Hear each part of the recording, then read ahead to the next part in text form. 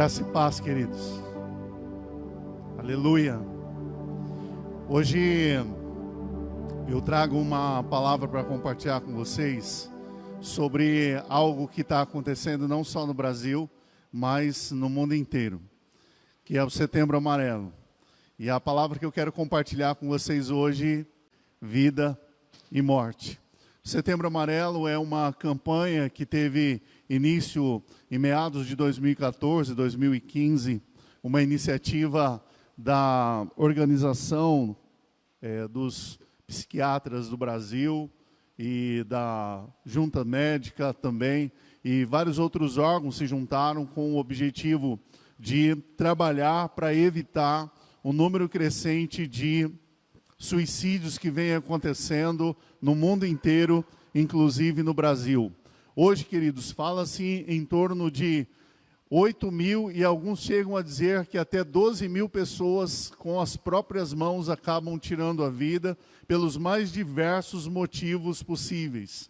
Seja relacionamentos que não dão certo, sejam crises financeiras, ou seja qualquer outra necessidade que possa acontecer, que possa vir desestabilizar emocionalmente as pessoas. A depressão, que hoje está dentro do catálogo de doenças existentes, hoje, antigamente nem tanto, mas hoje já se reconhece que existem doenças psíquicas, doenças que trabalham no nosso emocional e que podem causar grandes distúrbios. E a depressão é a doença que mais influencia para uma pessoa tomar uma decisão tão radical quanto tirar a própria vida.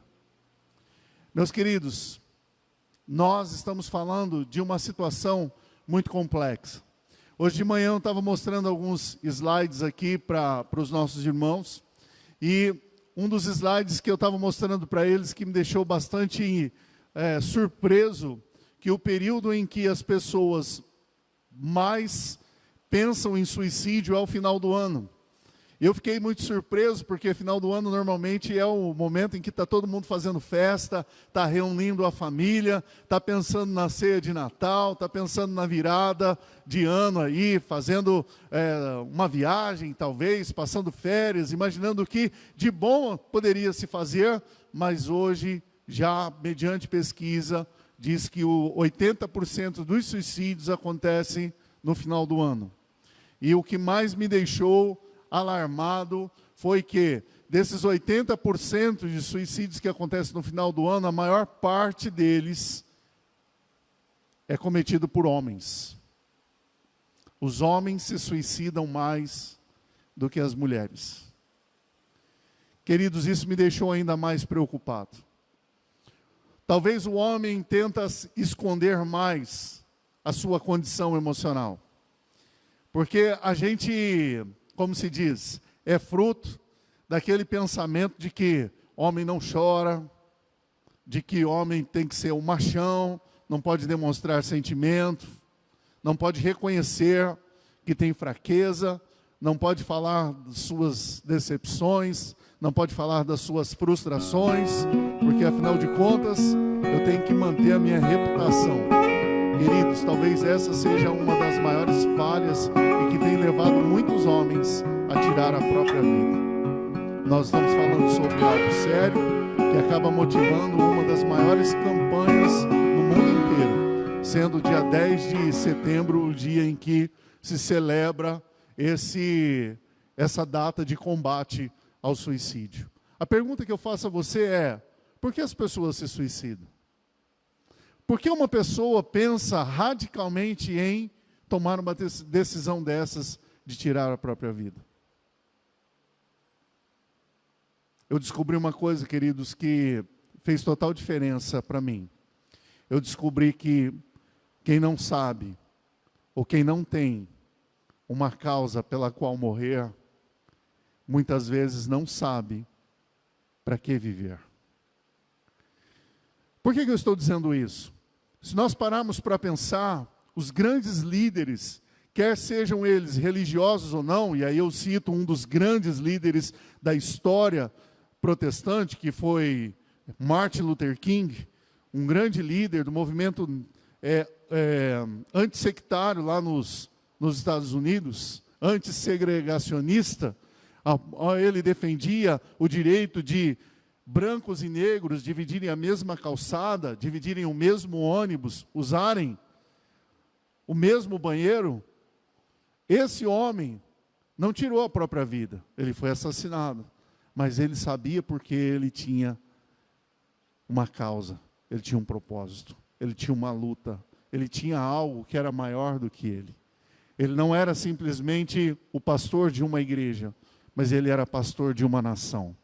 E ele tinha um grande objetivo na vida, que era trazer o direito, as melhores condições, para que negros e brancos pudessem dividir os mesmos espaços e ir desfrutando dos mesmos direitos. Hoje é trazida à tona novamente essa discussão do racismo, mas não é sobre isso que eu quero falar com vocês.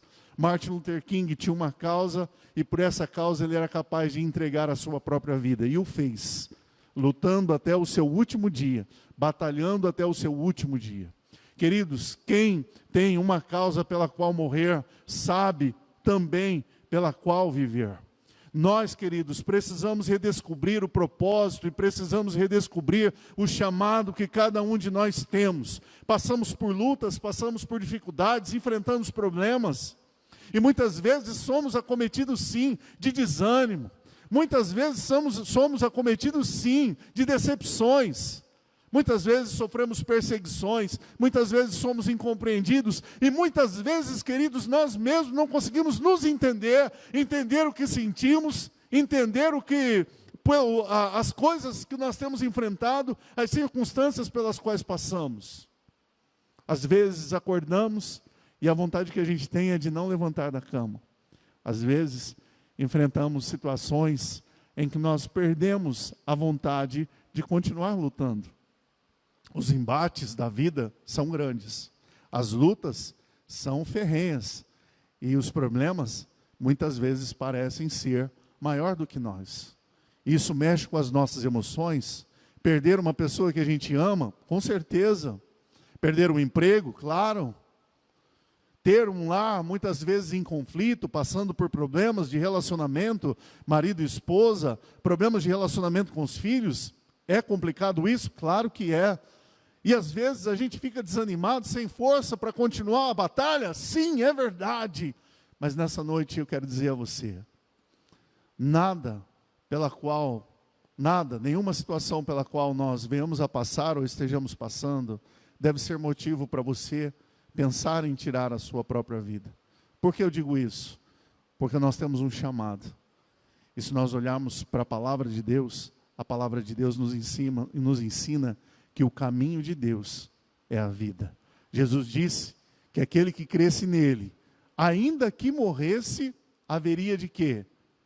Haveria de viver. Aquele que crê em mim, ainda que morra, viverá. Nós, queridos, nos deparamos com alguns personagens da Bíblia que passaram por situações difíceis e que pensaram em morrer. Quando Elias foi perseguido por Jezabel, quando ele percebeu que o seu próprio povo estava contra ele, ele então saiu a caminhar pelo deserto e chegando até um pequeno arbusto chamado zimbro, ele fica sentado ali embaixo, deita, acaba adormecendo, e ali ele faz uma oração, e a oração que ele faz a Deus, lá no capítulo 19 de 1 Reis, versículo 4, a oração que ele faz a Deus ali é: Senhor, tira a minha vida, Senhor. Eu não tenho mais por que continuar essa batalha. Todos estão contra mim. Para que eu vou continuar vivendo?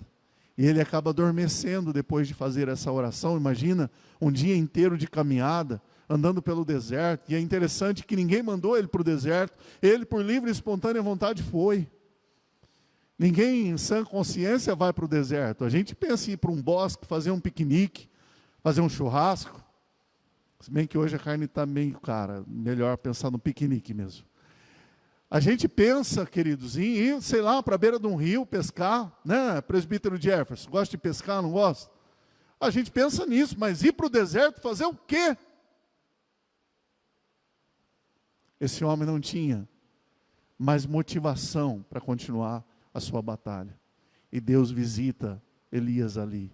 Leva a ele o que beber e o que comer. Porque o que Deus tinha para fazer na vida dele e através da vida dele não tinha terminado ainda. Queridos, a nossa vida está nas mãos do Senhor.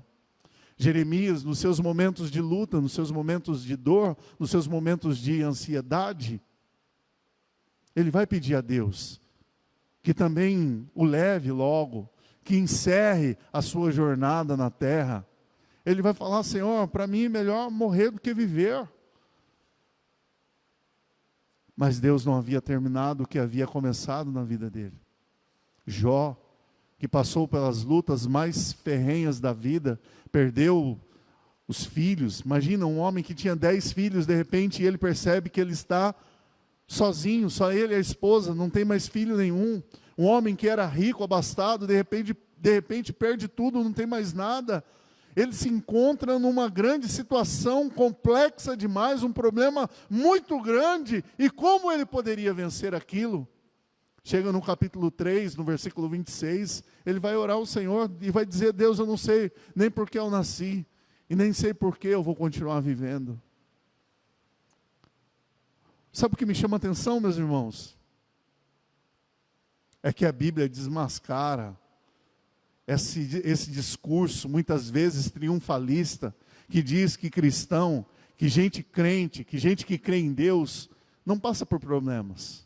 Esse discurso mentiroso que faz com que a gente acredite que só pelo fato de nós sermos crentes, nós não passamos por momentos de desânimo. Passamos. Só porque nós somos crentes, não passamos por momentos de tristeza, momentos em que a gente não tem a mínima vontade de ir para trabalhar, de levantar para trabalhar, de sair da cama. Às vezes melhor é ficar dormindo e nem acordar. Esses homens da Bíblia que eu estou citando para vocês, falaram isso para Deus. O que tem de errado nisso, queridos? Eles passaram por problemas difíceis. Talvez você esteja passando por um problema difícil. Mas, queridos, a vida aqui nessa terra termina quando nós cumprimos o nosso chamado. A vida nessa terra termina quando Deus completa a sua obra em nós e através de nós. Você pode dizer amém para isso? Você crê nisso? Você crê nisso ou não? Eu também creio. Então, meus irmãos, se a sua vida está nas mãos de Deus, é nas mãos de Deus que a sua vida deve ficar. E Deus sabe a hora, Deus tem o tempo de reconstruir aquilo que foi derribado, Deus tem o tempo de restaurar aquilo que se quebrou, Deus tem o tempo de trazer de volta aquilo que se perdeu. Deus tem a sua vida nas mãos, e se a sua vida está nas mãos de Deus, está no melhor lugar. Jonas, o grande pregador, que mesmo pregando sem vontade, fico pensando, Cleito, no Jonas. Jonas fez um sermão, pensa num sermão ruim, sem vontade nenhuma.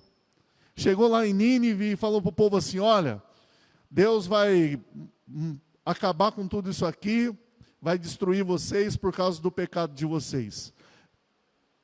De repente, o povo, ouvindo aquela mensagem, ele atravessa a cidade dizendo isso. Um sermão mais ou menos assim. E o povo ouve aquela pregação de Jonas, eles ficam apavorados, eles começam a jejuar, eles começam a pedir a misericórdia de Deus. Quando pensa que não, está todo o povo de Nínive, milhares e milhares de pessoas ajoelhadas com o rosto na terra, no pó, jogando cinza em cima da cabeça e pedindo a Deus misericórdia. Esse povo se converte, uma conversão em massa, milhares e milhares de pessoas se rendendo ao Senhor. E aonde estava Jonas nessa hora, queridos? Sentado, debaixo de uma planta. Uns dizem que era uma aboboreira, outros dizem que era um pé de cabaça, outros dizem que é um pé de amendoim, eu não sei exatamente o que é. Mas ele está debaixo de uma planta, aí vem um bichinho, come a raiz da planta, a planta morre. E o Jonas fala: Deus, agora eu quero morrer. porque a planta morreu, ele quer morrer. Imagina, meus irmãos, você prega, milhares de pessoas, uma cidade inteira se converte, e a conclusão que Jonas chega: eu quero morrer.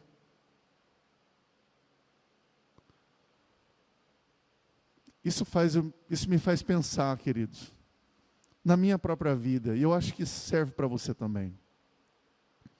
Às vezes a gente acorda, aconteceu alguma coisa? Não.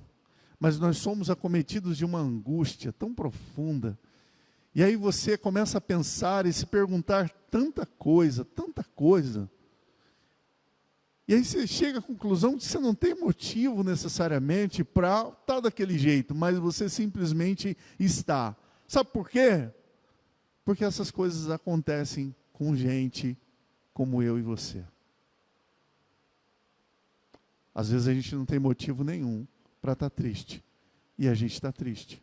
Não tem motivo nenhum para desanimar, mas desanima. Você é gente, eu sou gente, e a gente passa por momentos assim. Tempos que a gente deveria estar alegre, celebrando, agradecendo, às vezes estamos assim. Deixa eu te falar uma coisa, Deus te entende. Deus te entende até quando você não se entende.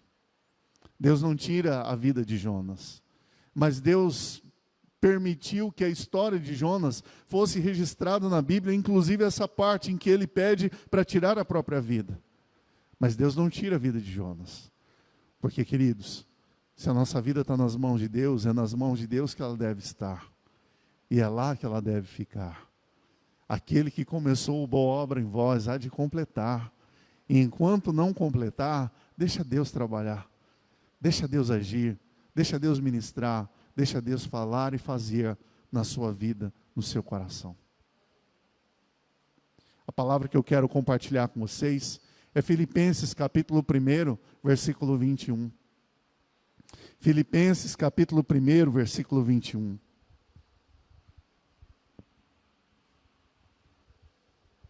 E é nesse texto, meus irmãos, que nós vamos ler algo extremamente maravilhoso.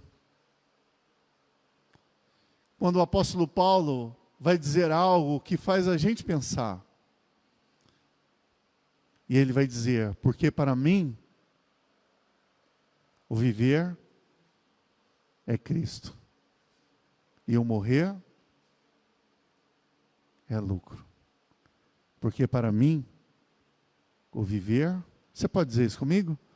Porque para mim, o viver é Cristo, e o morrer. Agora eu preciso chamar sua atenção para algo aqui nessa noite.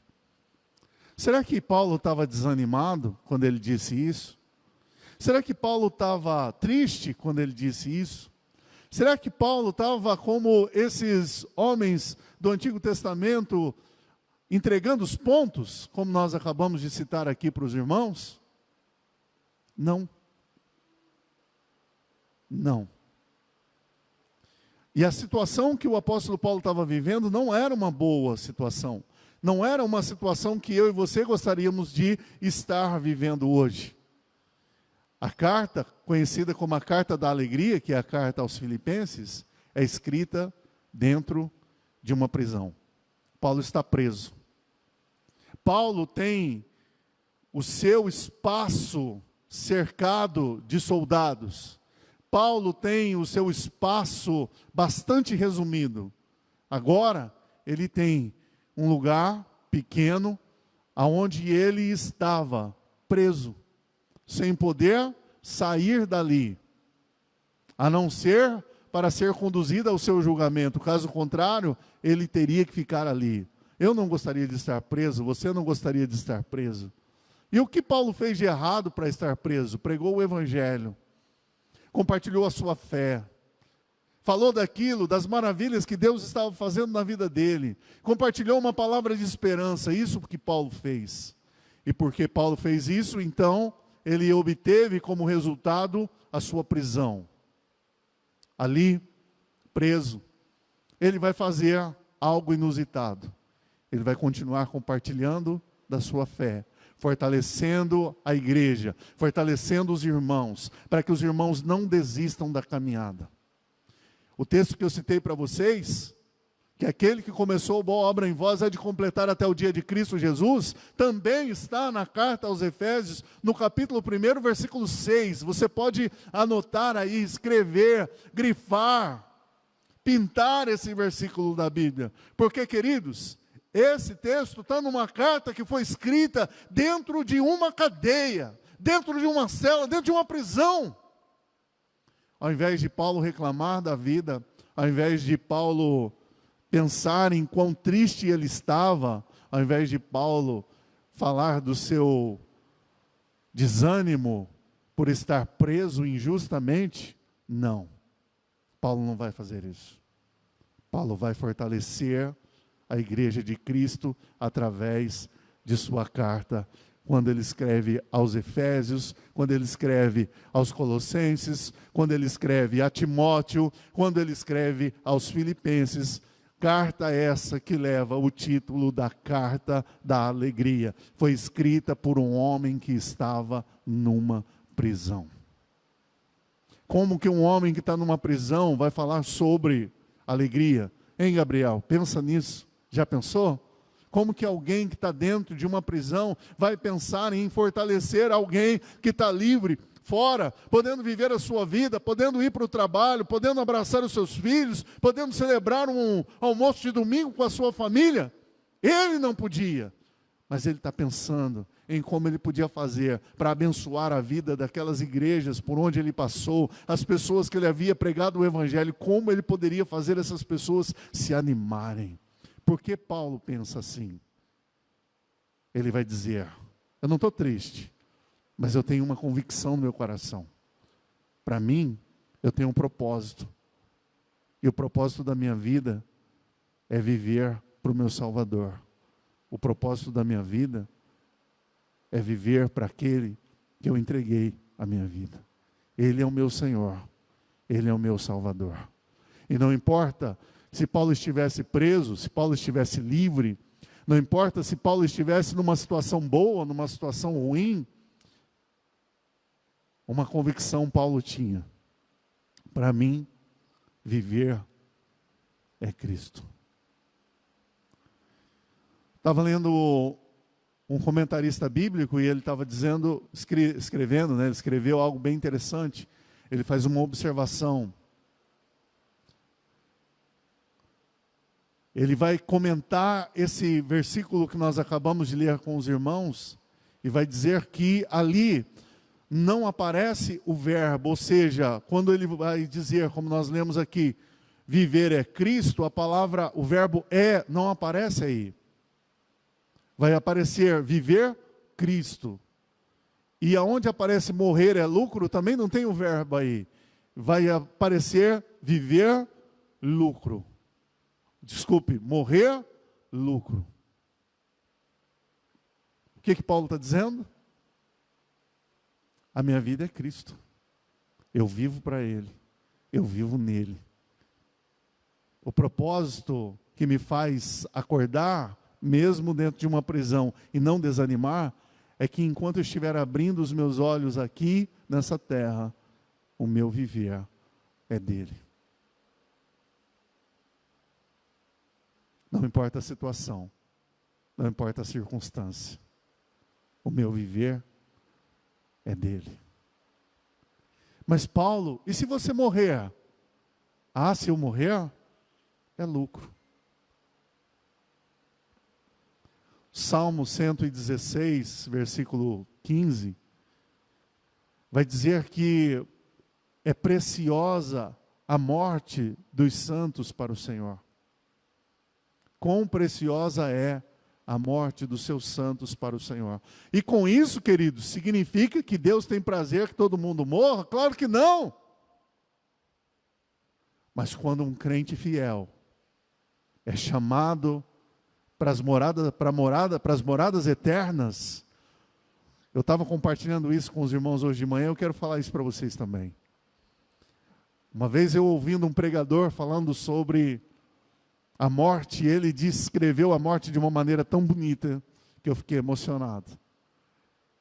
Eu não acho que a morte seja uma coisa tão bacana assim, mas a maneira como ele descreveu, eu achei fascinante e nunca mais esqueci. Ele disse: quando um verdadeiro cristão morre, é como um habilidoso jardineiro que sabe observar as flores mais bonitas do seu jardim. E então, esse jardineiro zeloso pelos seus canteiros de flor, sabe colher as flores mais belas do seu jardim. Quão preciosa é a morte dos seus santos para o Senhor. Apocalipse, queridos, capítulo 14, vai falar algo extremamente interessante para nós. Quando o anjo vai dizer para João: escreve isso, que aqueles que têm vivido o enfado da obra, eles serão recebidos no céu, na mansão celestial, nos braços do Senhor, para nele alcançarem o descanso eterno na presença de Deus. Porque queridos, que nós lemos isso em Apocalipse, porque o Senhor honra aqueles que lhe são fiéis. Quando nós lemos na carta aos Filipenses, Paulo dizendo: para mim, viver é Cristo e morrer é lucro, nós não estamos diante de um homem desanimado. Nós não estamos diante de um homem reclamão. Nós não estamos diante de um homem atribulado. Nós estamos diante de um homem admirável. Admirável na sua fé, admirável na sua convicção, admirável nas suas certezas, admirável nas suas obras, admirável no seu ministério, admirável na sua pregação. Um homem que vai dizer: eu vivo com a convicção de que cada dia dos meus dias, cada um deles, eu vivo para o Senhor. Gálatas 2, capítulo 20, ele expressa a certeza que ele tem no coração quando ele vai falar: não mais eu vivo, mas Cristo vive em mim.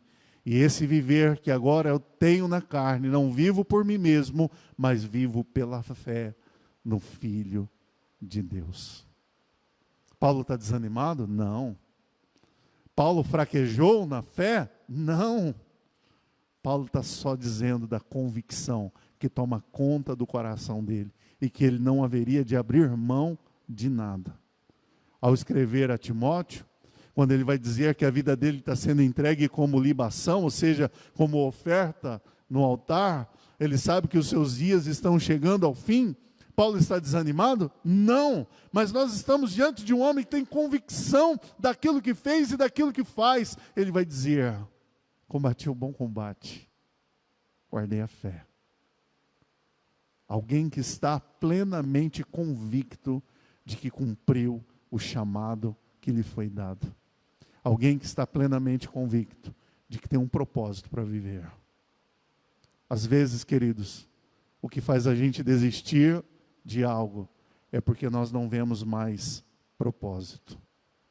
Qual é o propósito de estarmos casados? Qual é o propósito de termos nossos filhos? Qual é o propósito de continuarmos nesse emprego? Qual é o propósito da vida? Porque o que nos faz acordar de manhã e enfrentar as lutas é o propósito. É a certeza de que cada um dos nossos dias faz sentido, porque Deus está no controle de cada um deles. Deus está no controle da sua vida, meu irmão, minha irmã. Se Deus está no controle da sua vida, então não há motivo para desistir. Jesus vai nos dizer: no mundo tereis aflições. Jesus disse isso.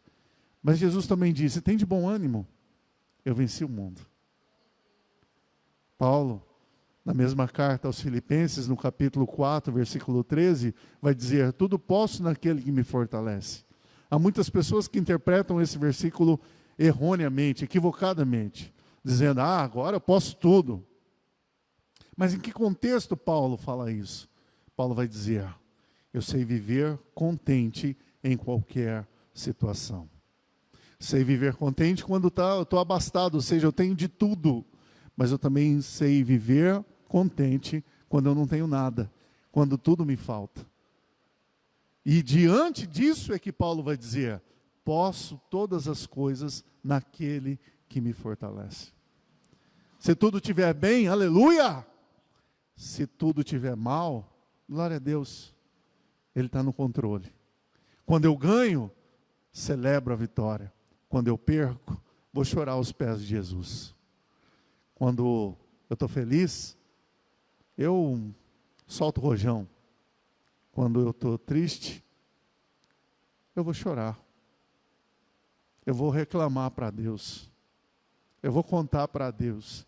Como diz um hino bonito, contar para Deus todos os sonhos meus. Eu vou dizer para Ele. É isso aí. Sabe por quê?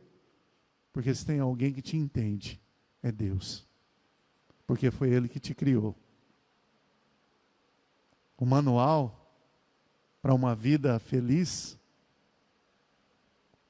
chama-se Bíblia.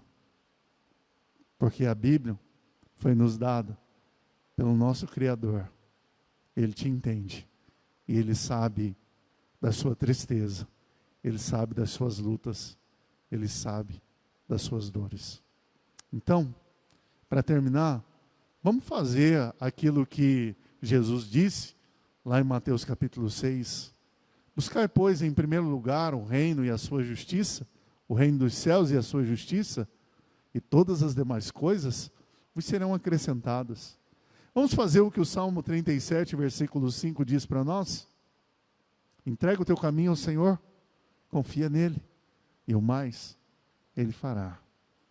A luta está difícil, irmão. Às vezes você tem vontade de chorar, irmã. Chora. Abre o bico de vez em quando, que faz bem para o coração. Fala. Conta para Deus. E se você tiver um amigo de verdade, aproveita. Compartilha com ele. Se você tem seu esposo, sua esposa, seja companheiro.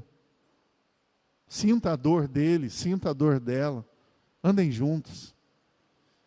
Deixa eu contar uma coisa para você aqui. Eu observo que quando a gente encontra alguém, a primeira coisa que a gente fala: e aí, tudo bem? Como é que você está? Deixa eu te fazer uma pergunta. Quantas vezes você faz esse tipo de questionamento para o teu marido, para a tua mulher, para o teu filho? E aí, como é que você está? Tudo bem? Você acordou bem hoje? Se bem que para as mulheres é bom não perguntar isso de manhã, se acordou bem hoje, não é bom. Pergunta mais perto do almoço: e aí, como é que está? Tudo bem? Ainda bem que minha esposa não está ouvindo nada disso que eu estou falando, né? Graças a Deus.